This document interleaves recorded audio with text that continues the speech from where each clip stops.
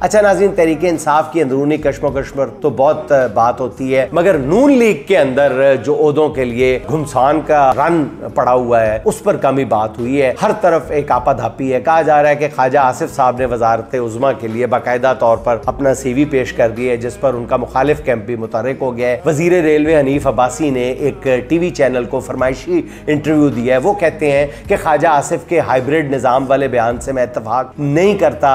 Hybrid यानी हमें कोई लेकर आया है, यही बात तो अपोजिशन भी कहती है। फिर हनीफ अब्बासी साहब कहते हैं कि जी सियासत में क्लर्क और मिरासी पैदा हो गए हैं जो तरक्की के लिए अफसर की चापलूसी करते हैं। मैं ख्वाजा आसिफ को मशवरा नहीं दे सकता क्योंकि उनकी उम्र जो है वो मुशावरत से आगे जा चुकी है। पहले तो मुझे लगा, ये हनीफ अब्बासी साहब कह रहे हैं कि पहले तो मुझे लगा मैं कोई फेक न्यूज़ सुन रहा हूँ, लेकिन फिर मैंने अपने कानों से सुना और आंखों से देखा। उनका कहना यह था कि वज़ीर आज़म शहबाज शरीफ और फील्ड मार्शल ने मिलकर मुल्क को मुश्किल से निकाला है, इसलिए हाइब्रिड वाली बात ठीक नहीं है। नाज़रीन, मैं वैसे उनकी इस बात से इत्तफाक करता हूँ कि हाइब्रिड होता है 50-50, 50% नून लीग और 50% इस्टेब्लिशमेंट। यहाँ 50% नून लीग वाली कोई बात नहीं है, तो इसलिए इस निज़ाम को वाकई हाइब्रिड निज़ाम मैं भी कह जाता हूँ, लेकिन फैक्चुअली ये शायद गलत है। अगर देखा जाए तो ये कोई हाइब्रिड हुकूमत नहीं है। तो यहाँ पर तो 70-30 भी नहीं है, 80-20 भी नहीं है।